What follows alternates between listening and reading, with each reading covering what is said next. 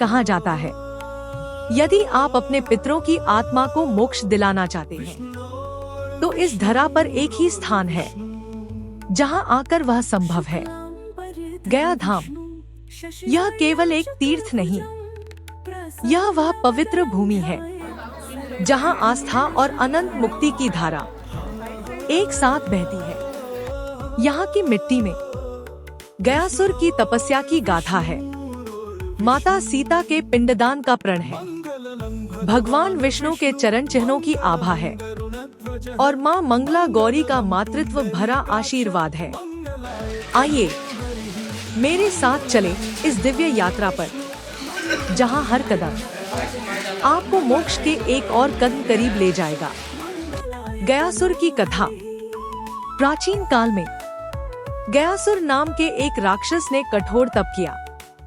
ब्रह्मा जी प्रसन्न हुए और उसे वरदान दिया कि उसका शरीर देवताओं की तरह पवित्र हो जाएगा और मात्र उसके दर्शन से ही मनुष्य के पाप नष्ट होकर उसे स्वर्ग की प्राप्ति होगी। लेकिन इस वरदान से संसार का संतुलन बिगड़ गया।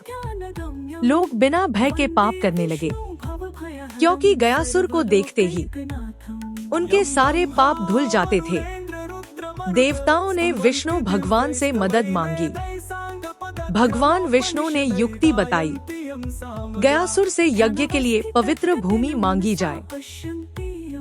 गयासुर ने अपना शरीर ही समर्पित कर दिया और 5 कोस तक भूमि पर लेट गया। विष्णु भगवान ने प्रसन्न होकर आशीर्वाद दिया कि यहाँ श्राद्ध और पिंडदान करने से पितरों को मोक्ष मिलेगा और यह पावन भूमि सदा सदा के लिए गया नाम से जानी जाएगी।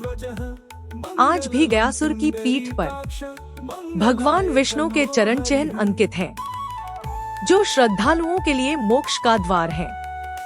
माता सीता पिंडदान प्रसंग। वनवास के समय पितृपक्ष में भगवान राम, माता सीता और लक्ष्मण गया पिंडदान के लिए पहुँचे।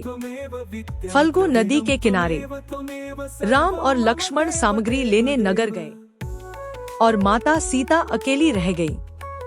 अचानक राजा दशरथ की आत्मा प्रकट हुई और बोली, शीघ्र पिंडदान करो, शुभ मुहूर्त निकल रहा है। सामग्री न होने पर सीता ने गया ब्राह्मण, फल्गु नदी, वट वृक्ष, गाय और तुलसी को साक्षी मानकर नदी की रेत से पिंड बनाकर अर्पण कर दिया। जब राम लौटे तो साक्ष्य मांगे गए, पर ब्राह्मण, नदी, गाय, तुलसी सब मुकर गए। केवल वट वृक्ष ने सत्य कहा। माता सीता ने सभी को श्राप दिया, फल्गु नदी सदैव भूमिगत बहेगी, तुलसी यहाँ कभी पल्लवित नहीं होगी, गाय केवल पिछले भाग से पूजी जाएगी और गया के पंडे कभी संतुष्ट नहीं होंगे।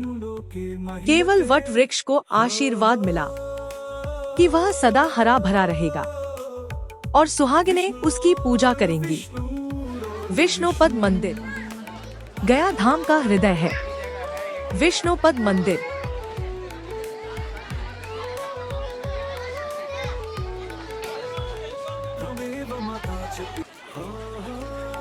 यह मंदिर 18वीं शताब्दी में इंदौर की महारानी अहिल्याबाई होलकर ने बनवाया। पाथेरकट्टी पहाड़ी से लाए गए विशाल ग्रेनाइट पत्थरों से राजस्थान के लगभग 1200 शिल्पकारों ने 12 वर्षों में इसे गढ़ा। मंदिर के गर्भगृह में भगवान विष्णु के चरण चिन्ह आज भी सुरक्षित हैं, जिनके दर्शन से भक्त के मन में अनंत शांति और आशीर्वाद का संचार होता है।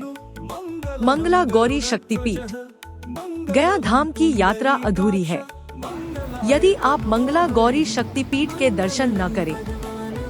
यह स्थान 51 शक्तिपीठों में से एक है, जहां माता सती का वक्षस्थल गिरा था।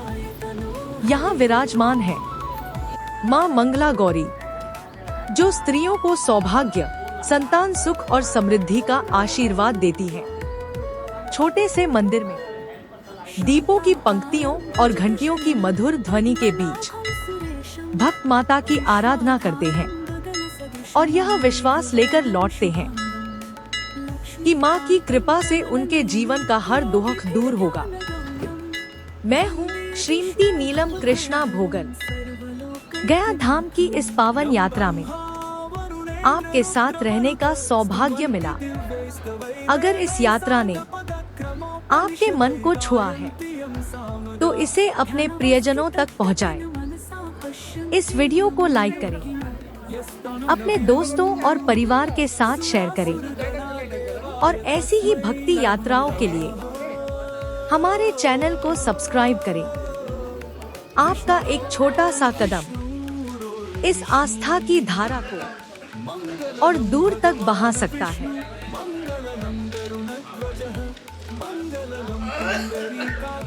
मंगलायतनो